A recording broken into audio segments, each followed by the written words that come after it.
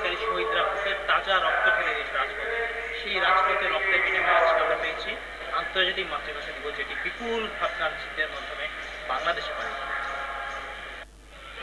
1948 সালে পাকিস্তান সরকার ঘোষণা করে যে উর্দু হবে পাকিস্তানের একমাত্র রাষ্ট্রভাষা। ক্ষোভ ফেটে পড়ে পূর্ব পাকিস্তানের সমস্ত বাঙালিদের মধ্যে। তারা সবাই আন্দোলনের প্রস্তুতি নেয়।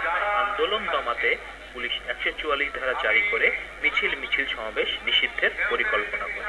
1952 সালে 21শে ফেব্রুয়ারি এই আদেশ অমান্য করে ঢাকা বিশ্ববিদ্যালয়ে বহু সংখ্যক ছাত্র ও প্রগতিশীল কিছু রাজনৈতিক নেতাকর্মী মিছিল শুরু করে।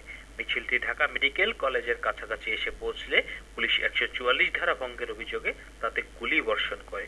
গুলিতে রফিক, সালাম, বরকত, জব্বার, শফিউর সহ আরো অনেকেই নিহত হন।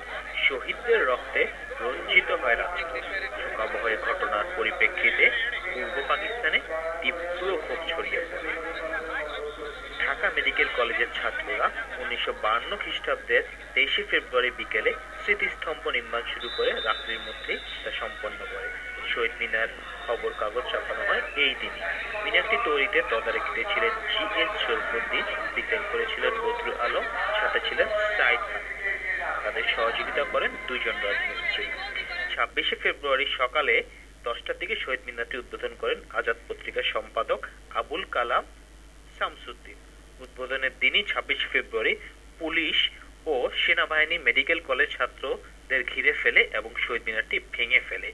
অবশেষে বাংলাকে পাকিস্তানের অন্যতম রাষ্ট্রভাষা স্বীকৃতি দেওয়ার পর 1957 খ্রিস্টাব্দে কেন্দ্রীয় শহীদ মিনারের নির্মাণ কাজ শুরু হয়। এর নকশা করেছিলেন হামিদুর রহমান।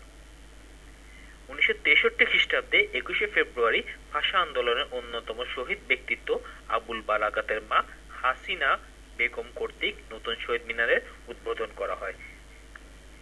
বাংলা ভাষার প্রতি মানুষের অকৃত্রিম শ্রদ্ধার প্রতি সম্মান জানিয়ে 1999 সালে ইউনেস্কো বাংলা ভাষাকে আন্তর্জাতিক মাতৃভাষা দিবস হিসেবে ঘোষণা করে, যা বিপুল ভাবগম্ভীর্যের মাধ্যমে এখনো পর্যন্ত বাংলাদেশে পালিত হচ্ছে। একুশের প্রথম প্রহরে শহীদ মিনার বেদিতে যে জনতার ঢল নেমেছিল সেটি এখনো অব্যাহত আছে। আমরা দেখতেই পাচ্ছি শহীদ মিনারের বেদি ফুলে ভরে গিয়েছে এবং উপরে খাখা রোদ শহীদ মিনারের জনস্রোত একটু কমাতে পারেনি এবং অনেক মানুষ এখনো লাইন দিয়ে ফুল দেওয়ার জন্য অপেক্ষা করছে শহীদ মিনারে, এবং এটি সত্যি আমার জন্য একটি গর্বের বিষয়।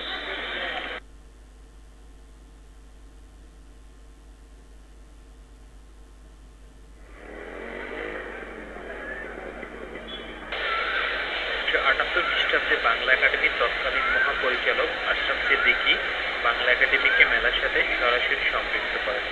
1983 সালে কাজী মনজুরে মাওলা বাংলা একাডেমির মহাপরিচালক হিসেবে বাংলা একাডেমিতে প্রথম অমর একুশে গ্রন্থমেলার আয়োজন সম্পন্ন করেন। 1984 সালে সাড়ম্বরে বর্তমানের অমর একুশে গ্রন্থমেলার সূচনা হয়। সেই 32টি বইয়ের ক্ষুদ্র মেলা কালানুক্রমে বাঙালির সবচেয়ে স্বনামধন্য বইমেলায় পরিণত হয়েছে। মেলায় প্রবেশের জন্য ছুটির দিন ও ছুটির দিন বাদে অন্যান্য দিন আলাদা প্রবেশ সময় নির্ধারিত থাকে।